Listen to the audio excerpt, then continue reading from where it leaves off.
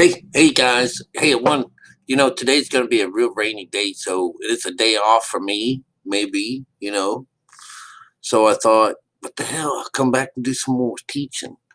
But I'm going to be teaching off the top of my head here for a second. Because that last little business that I talked to you about, where I heard the word Sodden, where when the pitiful women sodden their children. So naturally, I don't know what sodden means, so I go and check it out. And one of the definitions of that word means to saturate with water. And so it doesn't necessarily say what, but it was then later on, the biblical version of this has something to do with again the water business, but like boiling, and cooking some kind of, how to soften something up. So that makes me get to thinking about stuff, because where do we hear this? We know that the body is the bread of life, and we know that Jesus tells us to break bread with him, and I wrote a little bit later on that the idea of, yes, my flesh is food indeed, and my blood is drink indeed. Of course, there's all these cannibalistic information going on, as well as, you know, uh, incestual things like that, because you're doing things with your sister and stuff like that, and your mom. But, but that's just spiritual talk. Spiritual talk. So, in Jesus's place, does he say this? Says he's troubled, and troubled usually means, hey, when things start to happen, this is the beginning of the end. All right, my troubled waters, bridges over troubled water. Okay, like a bridge over troubled water. Do you think you know what he's talking about? Because that bridge is this meditation phase to go in, climb this ladder, cross this bridge over to God, and things will be taken care of from there. This is a one-way trip up, not a people going up to the shoreline and going back in to land, never getting out into the water. That's that circle. Jesus says, one of you guys is going to, one of you, which is one of the 12. There's one of the 12. One of the people in the tribe of Israel is going to betray me. And it winds up being Judas. But he goes, who's going to do it? All right. And who's going to do it? And he says, it's going to be the person that I've served the sop. And when you look up sop is this idea of dipping bread into water, saturating it with water. And we know that water is wine. Wine is the spirit. So he's going to, then this is how he's going to tell him it's going to betray me. All right. Well, he represents Scorpio. Scorpio, in at least in Jesus's time, or story for our generations and for this age that we were just in and coming into. This is that was the Piscean age. So here we are in the next phase of things. We're in Aquarius, but he represents Scorpio, and years and years and years and years and years ago, that spot held an eagle in it. Well, we also know that this is when you betray the flesh here, do we allow the eagle? Because it's like killing the flesh. You're sacrificing the flesh.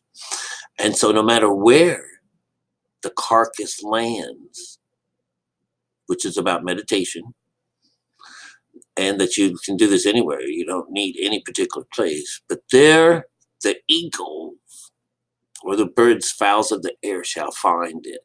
It's so beautiful. So here he is. Who's going to betray you?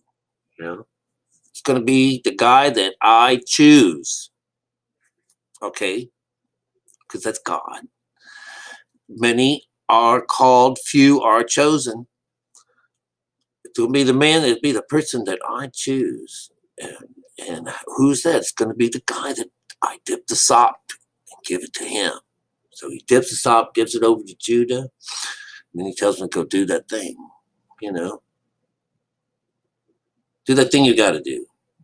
And so, that's the mystery that keeps showing up. We're finding out that that thing is about being a mystery. And he goes and for 30 pieces of silver, does he go and give himself up to, the outside God.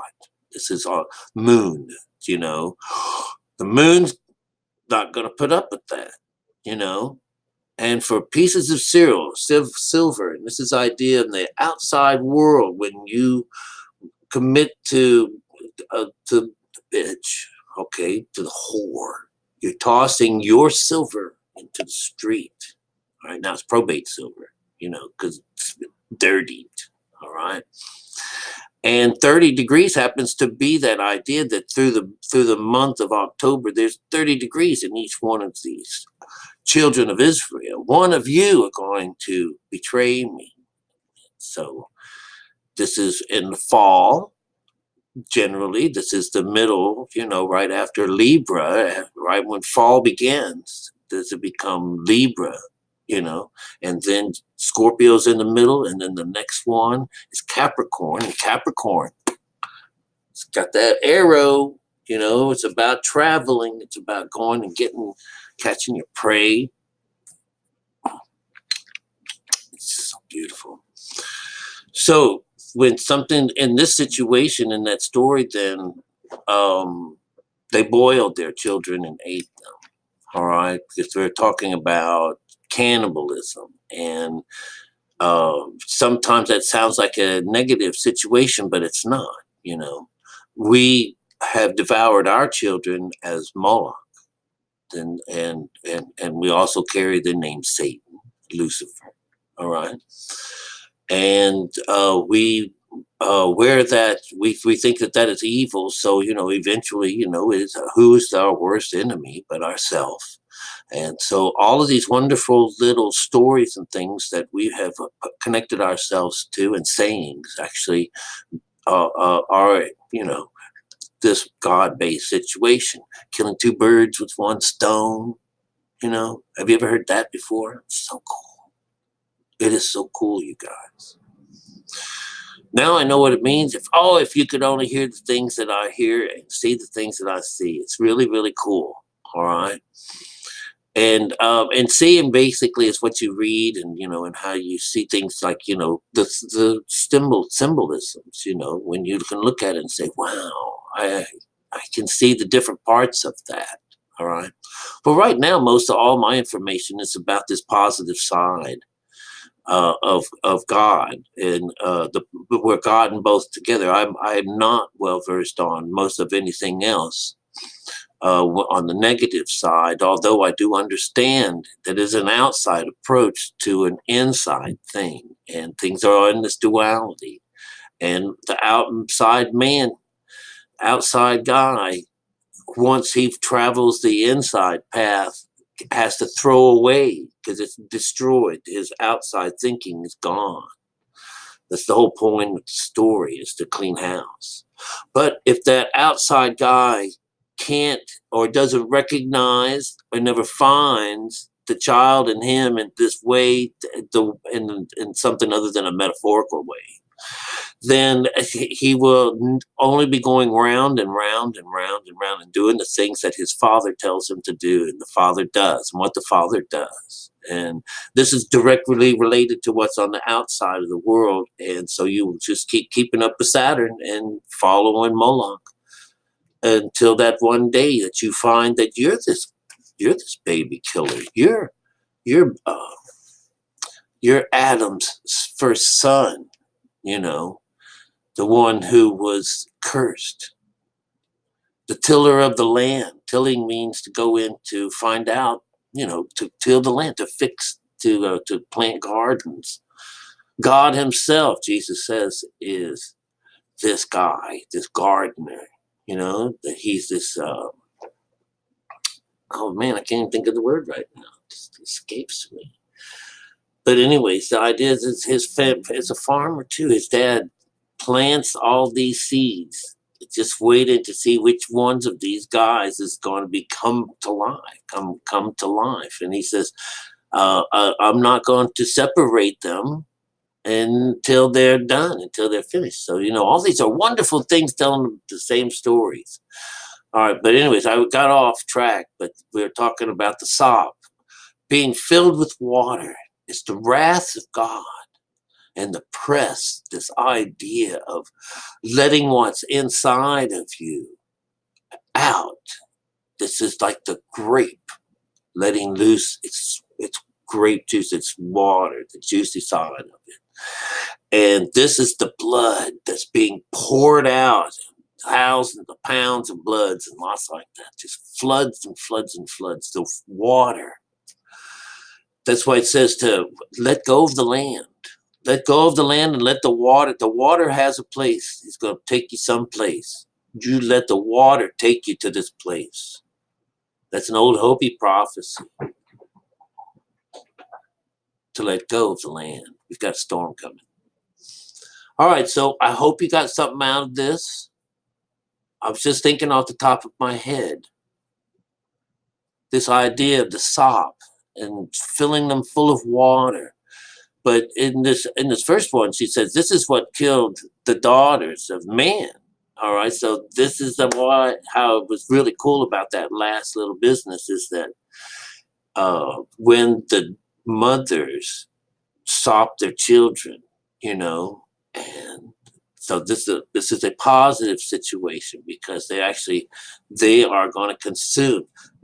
That's the cool stuff, you guys. But this duality and my dyslexia, wow. I'm wondering how I ever got out to talk to you about this. All the numbers and all that double-sided and double talk and this and that, inside and outside. That's tough on me. It really is. All right. But I don't give a damn. I still trudge right on through it. As long as if you hear me say something that's backwards, damn, that damn dyslexia. All right. But you learn from mistakes, you guys. That's what I teach my art class. When I make mistakes and they have to fix them and re-go, have to start again, they're all like, huh? And I come over and I said, just erase this by painting another one. So right over top of their own work, there's oh, I didn't know I could just do this myself. Well, do you know that I'm teaching God's word? Only you can do it. Someone said, can you fix this for me? I will show you, but you got to do it yourself. All right. I love you guys. Hope you got something out of this. All right. And a rainy day down here in Key West doesn't mean you're not going to get another one from me. All right. You might get a whole day full of me. All right. I'll see you.